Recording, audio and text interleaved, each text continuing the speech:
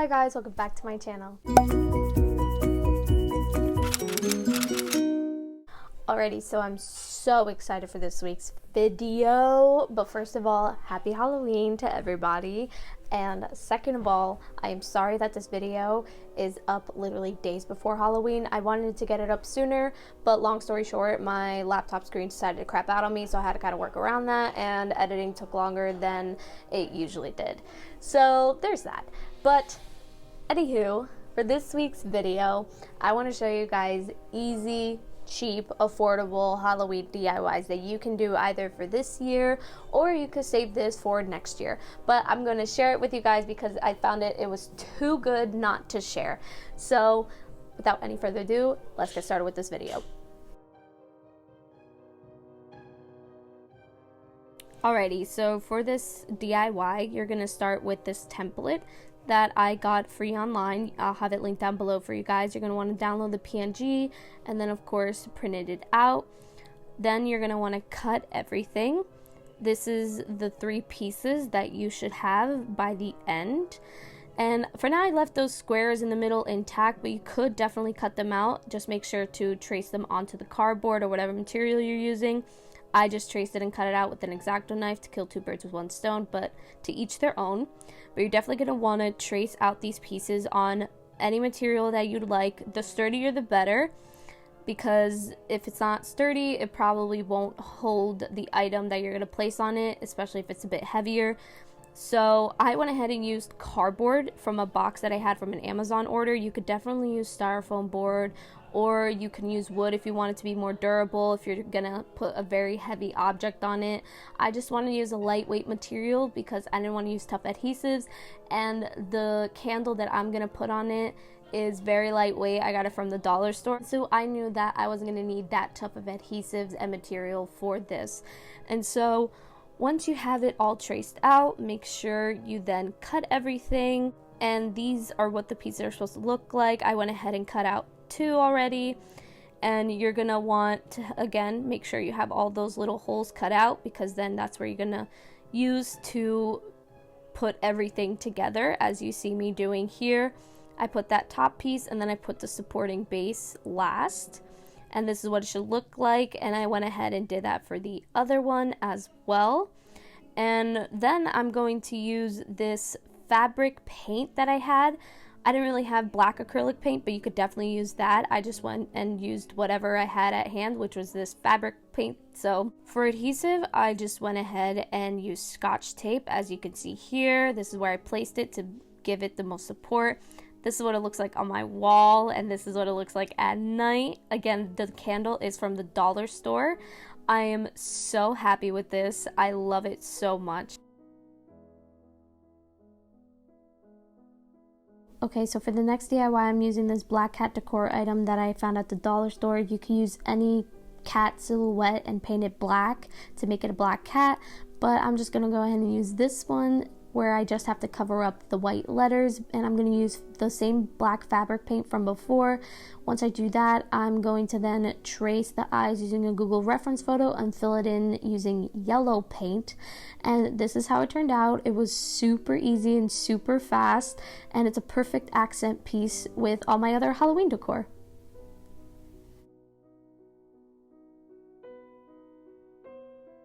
Now for this DIY, I'm using Halloween eyeballs and this plastic jar. Both are from the dollar store. And what I did is use the black paint to lightly paint the eyeballs as well as paint the lid black. And I also went ahead and painted light black streaks onto the outside of the bottle. Of course, that's optional. Then I filled it up with water and put 2 drops of yellow food coloring, and here you see me dipping ever so slightly my knife into the blue food coloring on the paper, because you just want to use the slightest bit of blue and red food coloring to get more of like that dirty sewage water that's greenish brown. But I want to have that color while still having the translucency, so you're able to see the eyeballs. You don't want it to be too dark that then you can't see the eyeballs. And so you want to just dip whatever mixing utensil you have ever so slightly into the red and blue food coloring dye. And once you have that all mixed together, you should have something that looks like this. Now it's time for you to put in all your eyeballs. I just fill it all up to the brim, and then when I'm done, I'm just screw the lid onto the bottle, and here is your final result. You have a jar full of eyeballs. Now this bottle is going to be more of a potion bottle, and so I'm using a glass bottle that I got from the dollar store, and I'm going to add red and blue food coloring to it to make it purple. You could add any color that you like. You could make it just red or just blue, but I'm going to go ahead and make it purple because I think it will go with the Halloween scheme of colors. And so once you're done with that, that's what it'll look like. Now for this next one, I'm using a plastic bottle that I also got from the dollar store, and I also painted the lid black like from the first one. And I'm just going to add green food coloring to this one because I'm thinking of this one being more of a poison liquid. And so once you add all the food coloring that you like, you're just going to mix it up. And this is the final green that I ended up with. These are the 3 bottles next to each other, and to finish this off, I decided to put labels on these. These labels I got online for free. I'll have them linked down below for you guys to check out. These are the 3 that I chose, and I'm going to stick it onto the bottles using this double-sided tape. You could use any adhesive that you'd like. You could use Scotch tape. You could use Mod Podge. You could use hot glue even. You could print this on sticker. You could print this on sticker paper even. Literally any way that you'd like. I wanted to put it on double-sided tape because I don't think I'm gonna keep it like this forever. I think I might exchange the labels as the years come and put different stuff inside the bottles.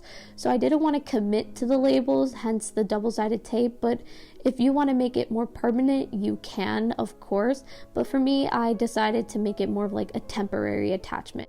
And so with that, this is what the final result looks like. I think it's a perfect addition to my Halloween decor.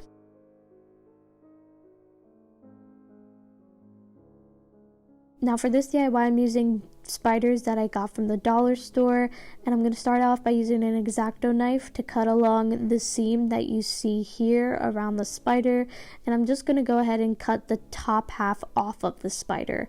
And so this is what it should look like. Then I'm going to use a hot glue gun and fill in those crevices so nothing gets stuck in there. And so this is what it looks like with it all filled in. I even filled in the back of the spider. And then I just went ahead and painted it black using the same fabric paint as before. And this is what it looks like. It's a great ring holder. You could use it to hold other stuff as well.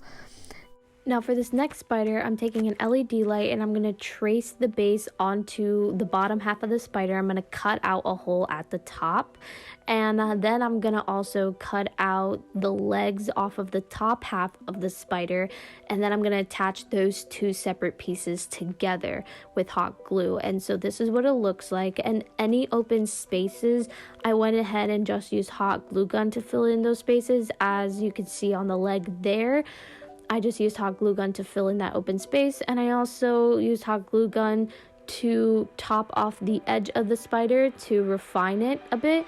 And this is what it looks like. Then I painted it black, and this is the final result.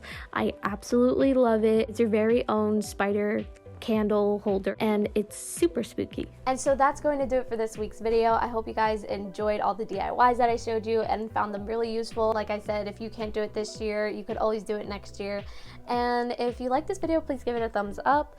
And if you want to subscribe and click the bell to get notifications when I upload my next videos, you could do all that, but of course you don't have to. But I'll see you guys in my next video. Ciao.